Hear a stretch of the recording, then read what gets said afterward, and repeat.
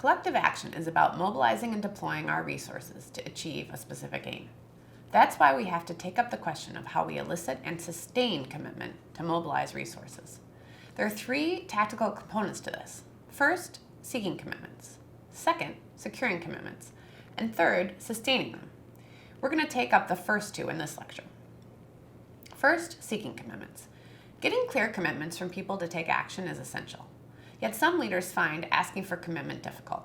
We worry that we'll burden others, or we fear a sense of personal rejection if someone says no, or we recognize our own responsibility increases when someone says yes because we're on the hook too. But in fact, our invitation to others is not personal and it's not a burden. When we ask others to join us, we're giving them an opportunity to engage in meaningful public action. So how do we ask? There are 4 straightforward steps. First, we connect. We let the person know who we are, why we care, and ask them how they're affected. We draw and elicit stories of self and us. Second, we provide context. We explain the importance of the action by offering a brief story of now. We're specific about the challenges we face, but also the opportunities and the hope. We ask questions to draw out the other person's values. Third, we ask for a commitment, pure and simple. We explicitly ask if we can count on the person to take action with us. We're very specific about the time, date, and place. For instance, can I count on you to join me in taking action from 4 to 6 p.m. on Friday at 1 Main Street? It's important that we are not only clear on the question, but the answer. It's better to get a few clear yeses than a bunch of maybes. And it's also better to get no's than maybes. Why is that? Because maybe is ambiguous. Do what you can to move the person from a maybe to a yes, or get clear that it's a no, and then focus your time and energy on your yeses. Look, don't be discouraged. This is not easy. Organizers are proud when they get a yes in 1 out of 10 asks. Not everyone is going to join us, which is another reason not to take it personally. We want to focus on those who say yes and really cultivate their leadership and commitment, which in time will become even greater. We know we have limited resources, limited people, time, and money, so we have to be strategic in how we use them. We focus where there's energy, where we're going to get a good return on our investment. All right, so back to the 4th and final step of seeking commitments. We catapult commitments into meaningful action. When someone says yes, we give them the respect of having real work and real responsibility in action. Would you be willing to take on this role at an event? Or can you commit to bringing 2 friends with you? When we invite others to engage with us, we invite them to find purpose in the action and build solidarity with others. All right, so once we have commitments, we have to secure them. This is the second tactical component. Part of enabling others to achieve purpose through action depends on our recruitment skills.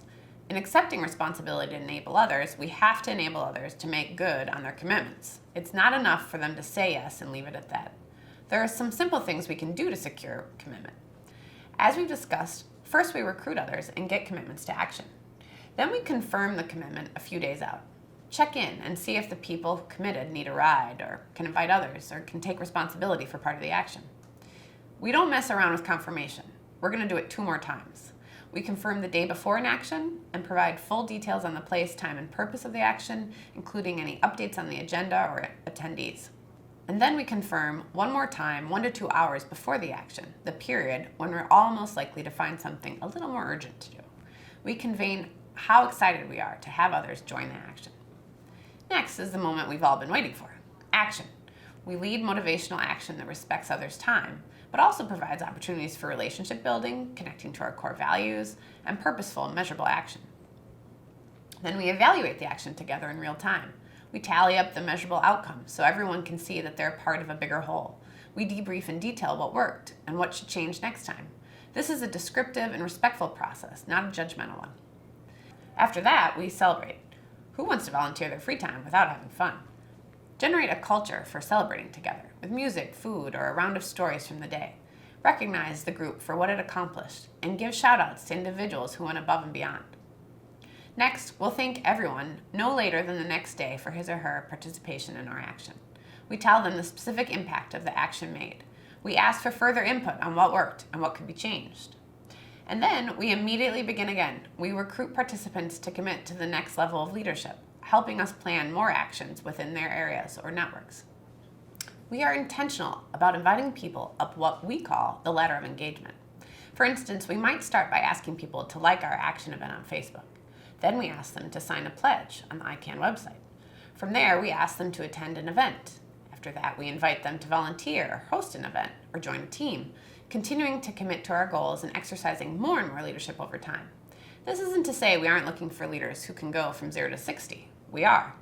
But we also want to be mindful that taking action generates more action.